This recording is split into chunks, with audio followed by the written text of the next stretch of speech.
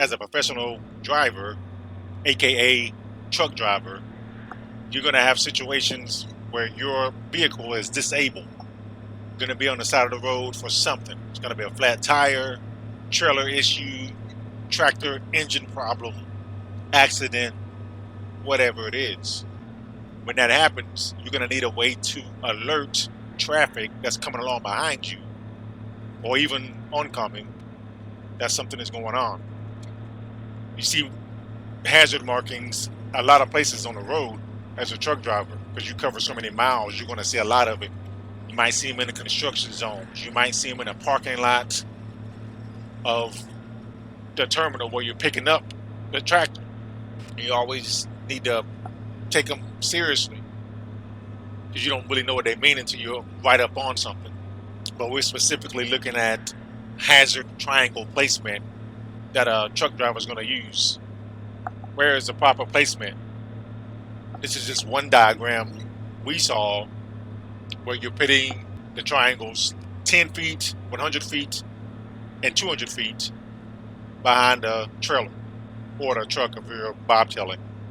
And at Pine Troy, we would add, you need to taper those three triangles, with the first triangle being on the driver's side of the truck and or trailer, and the third triangle, the furthest one back from the vehicle, being more to the passenger side. That way, traffic coming behind you will be warned enough, have enough time to move aside, move to the left or the right, whichever it may be. But it's usually you're moving to the left because you're going to be on the right side of the road, disabled. If you have them in a block formation like this diagram says, at least you have the triangles up. But it just makes more sense to taper them and give people a little bit of time, especially when they're on the phone playing Candy Crush or whatever the new app is right now. And we're going to look at a few examples of what we got on the dash cam. We've always got the dash cam running, and we've observed some things that we want to point out. We're just going to see what these truckers are doing out here with their triangles. All right, first example. This driver is disabled. He's got his triangles up. They look probably too close, that is, not at the proper distance. And you notice they're tapering towards his truck instead of away. He's basically guiding traffic into his truck and trailer instead of away from it. He would have done better to do the block formation like we saw on the diagram. So did he do this correctly? No. We're 0-1 for real life examples. Real life dash cam comedy here. He wants you to run into his truck. This is an example. We saw an accident at night, and the policemen, of course, they got it right. The policemen are going to get this stuff right because they're checking up on each other. So they're tapering you away from this accident scene at night with their flares. And this is the example that the truck driver should follow.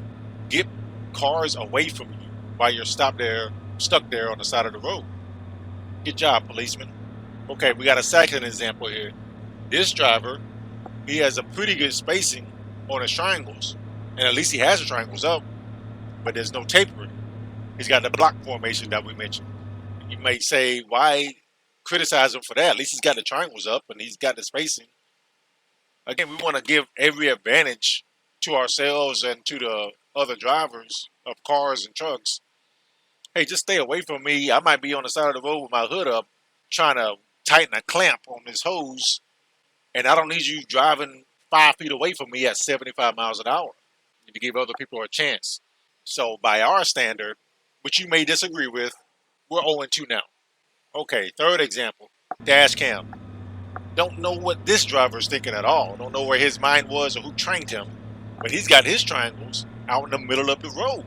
This is a 4-lane highway, divided highway. He's blocking the right lane with his triangles.